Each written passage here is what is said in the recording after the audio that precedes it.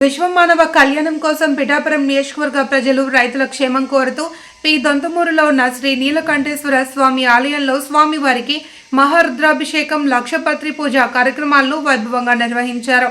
గ్రామ ప్రతినిధులు కుంటముక్కల అబ్బు కిరణ్ గ్రామస్తుల సహకారంతో స్వామివారికి అభిషేకాలు ఘనంగా నిర్వహించారు. కాశీ తిరుపతి క్షేత్రాల నుండి వచ్చిన ప్రముఖ వేద పండితులు త్రివేణి జలాలతో స్వామివారికి మహారుద్రాభిషేకం చేశారు. అనంతరం లక్షపత్రి పూజను వైభవంగా నిర్వహించారు. ఈ కార్యక్రమాల్లో టీడీపీ నాయకులు ఎస్వీఎస్ రవివర్మ, బండి యేసు, కమిటీ సభ్యులు స్వామి, మేడిది బాబ్జీ, బూరయ్య తదితరులు పాల్గొన్నారు. జిల్లా పిఠాపురం మండలం పి దొంతమూరు స్వగ్రామం అండి. కొన్ని వేల సంవత్సరాల క్రితం పక్కనే ఒక చెరువు ఉందండి. ఆ చెరువులో శివలింగం ఎప్పుడు వచ్చిందో ఎలా వచ్చిందో ఎవరికి తెలియదండి.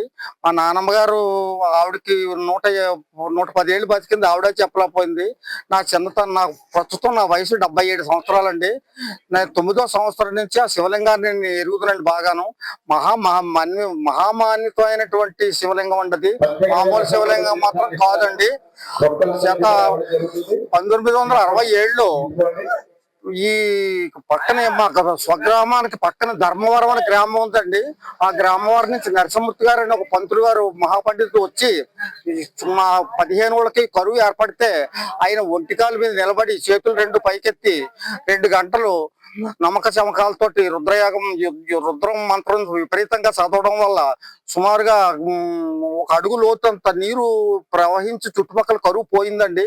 తర్వాత ఈ ఊర్లో అడ్డాలు బొజ్జమ్మ అని చెప్పి ఆవిడ పేరు సత్యవతి అండి.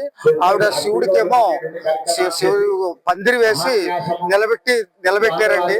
తర్వాత ఆ ఊరు గ్రామ పెద్దలు కొంతమంది 2011లో 2000 సంవత్సరంలో శివలింగాన్ని తీసుకొచ్చి బయట పెట్టారండి. అందులో ఈయన ఒకడు కావలసిన మనిషి బాగా సూరిబాబు అని తీసుకురావడంలో అది దినదిన పైకి తీసుకొచ్చిన తర్వాత పాకేశారు. పాక తర్వాత చాగంటి కోటేశ్వరరావు పర్వచనాలు చెప్పడంలో మా పెద్ద అబ్బాయి వీళ్ళందరూ ఏం చేశారంటే హోమం చేయించి దానికి లింగార్చన చేసి చండీ యాగం చేశారండి.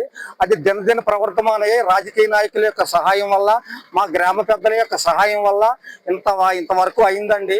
ఈ రోజుని మేము సహస్రలింగార్చన, లక్ష బిల్వార్చన, కుంకుమ బిల్వార్చన, కుంకుమ యాగం మొత్తం అన్ని చేసి సూర్య నమస్కారాలు కూడా చేస్తున్నామండి. ఆశీర్వదించాలని కోరుతున్నాం.